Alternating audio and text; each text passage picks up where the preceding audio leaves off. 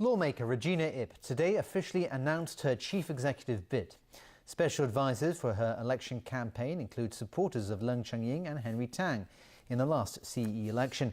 Elmi Long takes a closer look at her election platform. Will it be second time lucky for Regina Ip?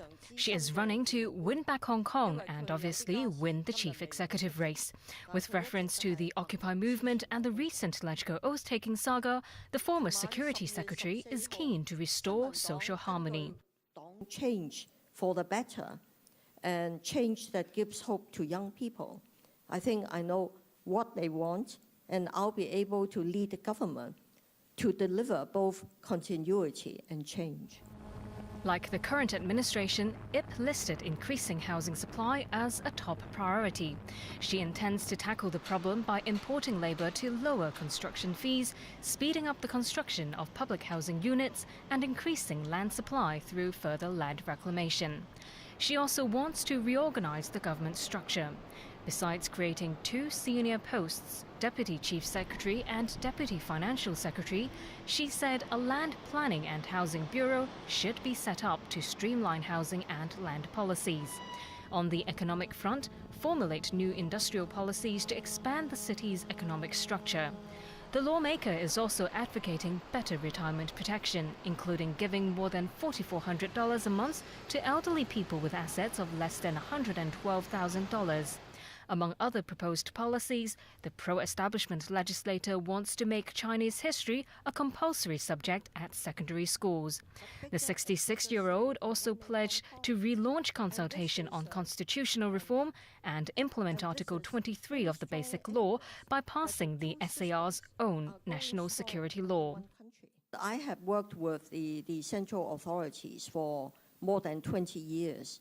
In highly sensitive and responsible positions, and I maintain good contacts with them. So I am confident that I have their trust. The key question is, can she secure 150 nominations from election committee members to qualify for the CE race? Ip would only say she's confident. Notable members on Ip's campaign team include businessman Alan Zeman, who backed Henry Tang in the last election, and former Chief Secretary Sir David Akers-Jones, who supported Leung Chun-ying last time.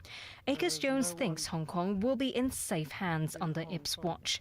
This morning, the Chief Executive expressed his gratitude to Regina Ip for her 4 years at the Executive Council as he accepted her resignation from the decision-making body. Elmi Long, TVB News. Before joining the legislature and the Executive Council, Regina Ip served in the civil service for roughly 3 decades. Her failed attempt to enact Hong Kong's national security law under Article 23 of the Basic Law led to her resignation in 2003. Adam Shu takes a look at Ip's career. Since starting her career in government in 1975, she has displayed what many see as a tough and can-do character. In 1996, Regina Ip became the first female to head the city's immigration department and stayed in the post after the 1997 handover. She broke another glass ceiling in 1998 when she was made the Secretary for Security. It was under her helm that national security legislation under Article 23 of the Basic Law was proposed.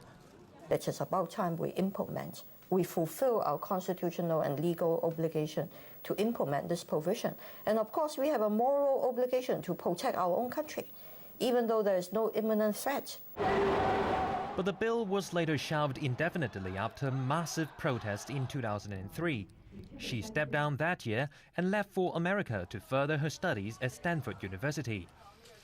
In 2007, Mrs. Ip contested in a LegCo by-election in the Hong Kong Island geographical constituency, only to lose to Anson Chan. A year later, Ip made it in the general polls. Regarded as a Beijing loyalist, she founded the pro-establishment New People's Party in 2010 and has chaired it since. Last year, after the unpopular political reform proposal was voted down in the legislature, Ip, in her second LegCo term, shed regretful tears. A day after she won her third LegCo election this September, her car was spotted outside the central government's liaison office in Weston. This led to speculation she was thanking the office for its help, or even seeking blessing for her much-rumoured bid to become Hong Kong's next chief executive. She initially denied her presence, but later apologized, saying she was there to discuss a wide range of matters with Beijing's representatives in the SAR. In fact, Ip offered to run in the last CE race in 2011, but had to retract a bid due to inadequate nomination.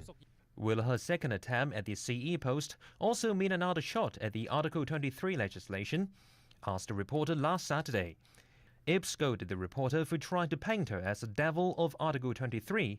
She hopes the public can have a fairer, more reasonable view of her. Adam Xu, TVB News.